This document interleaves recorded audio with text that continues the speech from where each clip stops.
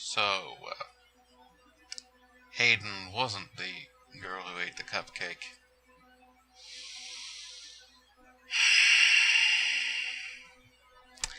This is what happens when there's too many names for me to keep track of. Okay, so Hayden was actually the woman who Ben had an affair with. And lucky us, we get to see more of her in episode 3. How wonderful.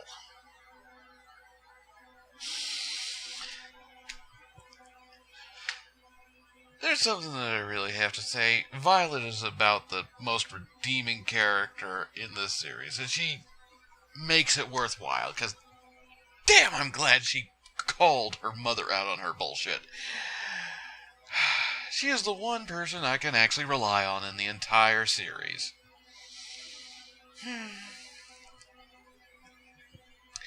Also, I have to make a distinction here, because there's an issue with Moira that I need to talk about. There is this... She is two different people. Now, she is portrayed as a single person who has apparently two different aspects. Apparently, men see her one way, but women see her as she actually is. Here's the thing about her. The male persona, or what men see, that's the one I really hate. I want her to be thrown out completely. I want her... It's not that she's... I just don't like her, but she is good for the series. I will give them that. Doesn't mean I had to like her. And actually, I find myself sympathizing and actually feeling sadness for the old Moira. Because, yeah, she made a mistake. She's still paying for it.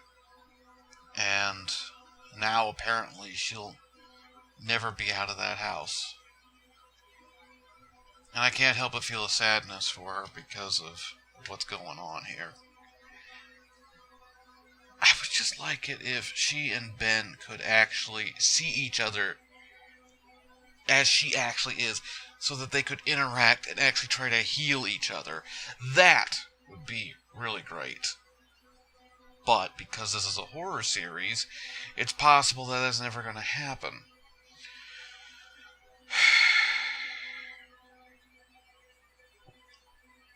I will give the creators credit. We are getting backstory of this in every episode. We're getting one kill at least in the modern day to some extent.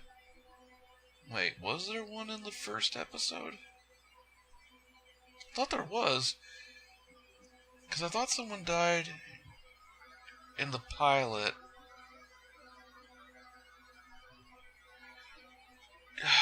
I can't remember. Yeah, so many people have died, it's hard to keep track of them, and I'm only 3 episodes in. And it's hard to keep track of the history, too, because at the beginning of every episode, you get more people that die. Okay, so technically you could probably say that some people did die in the first episode, in the pilot, but I think those were all... Yeah, I think they were all, like, from the past that they died, the 2 boys. Because that one girl didn't actually get killed. But they at least show you someone dying in every episode, even if it's in the past.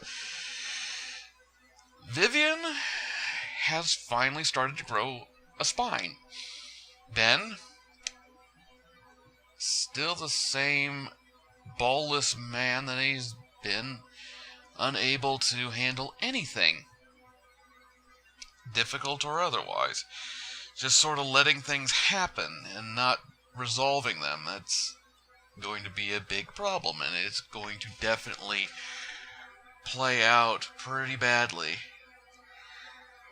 It's clear that Larry is not a knight in shining armor, to say the least. His way of helping Ben seems to be a triple-sided sword.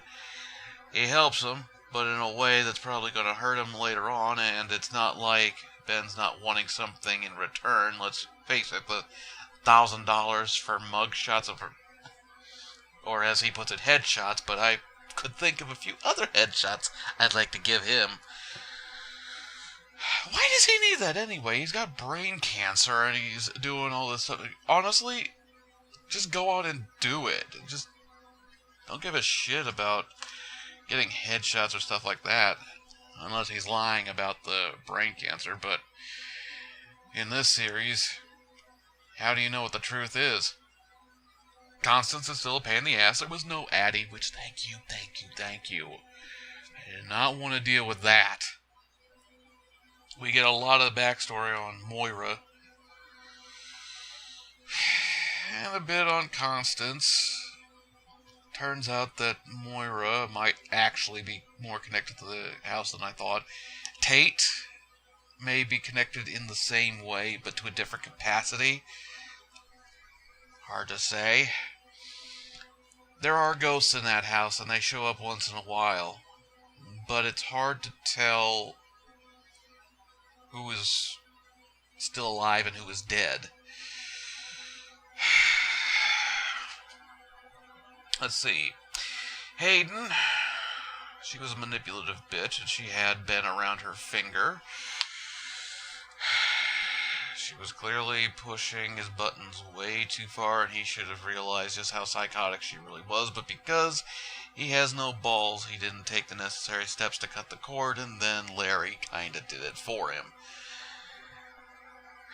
And in that process, I found my sadness for the older Moira, because her remains were dug up, only to be buried again, and then covered over with cement.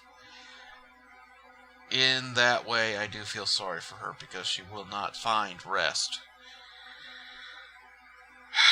And I have no idea what to think about this baby, or about that woman.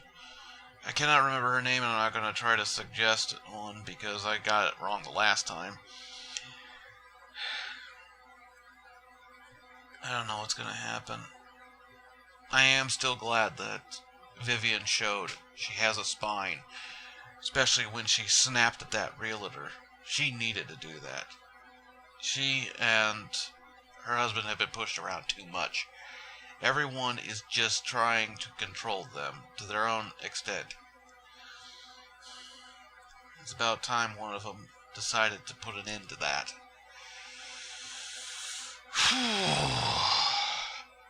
Great music, by the way. The music has not been bad to this point, but the music they played while the gazebo, whatever it is, was being made, and while Moira was watching it being built, it was really well done and definitely fit the moment perfectly. Sorry. Not much to say, because even though there were developments like Moira putting some kind of toxin or opioid into the coffee, I'm getting really sick of that younger persona. It's clear that not only does Ben see that perspective, but apparently other men do as well. Which makes me wonder, well, actually I don't think Tate sees Moira as the younger version. Or if he does, I don't know, I only saw one instance when they were actually in the same room together and they had other priorities to deal with.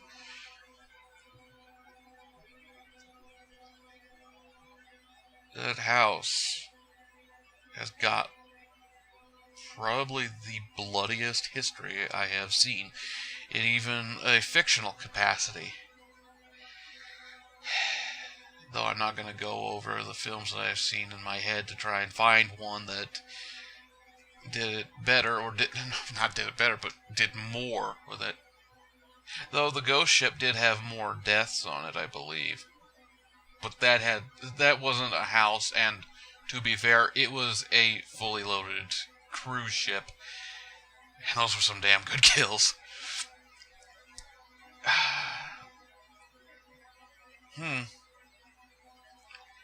Yeah, the series is still worth watching.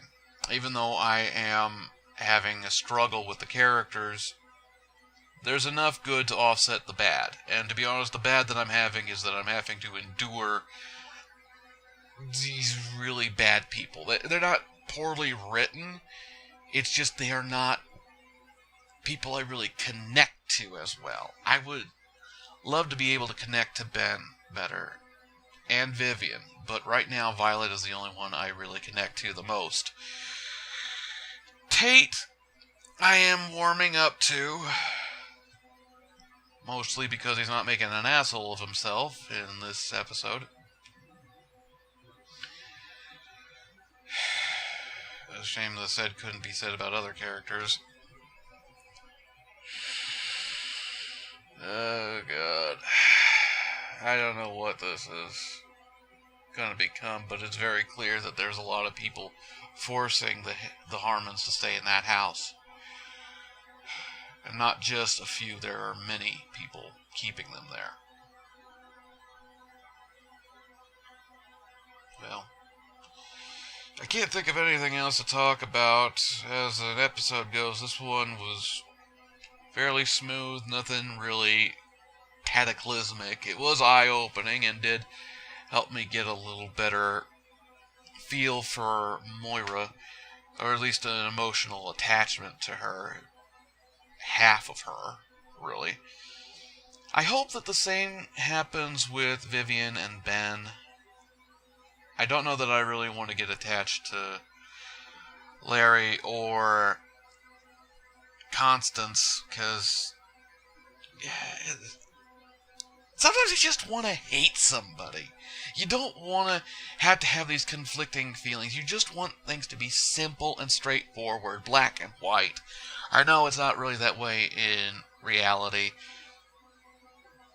but it really pisses you off when there's a good person hidden under all that shit.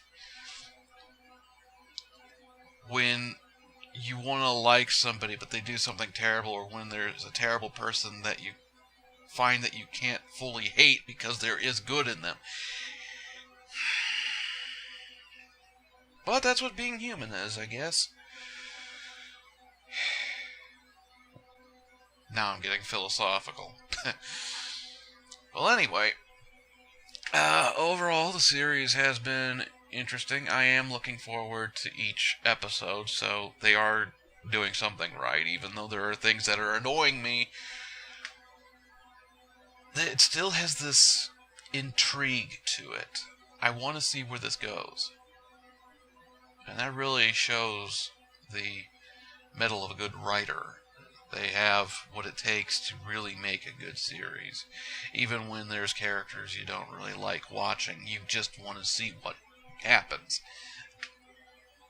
And to be fair, the house is its own character. And fortunately for me, it doesn't talk. Yet. Crap. Had to open my mouth. See you in the next one.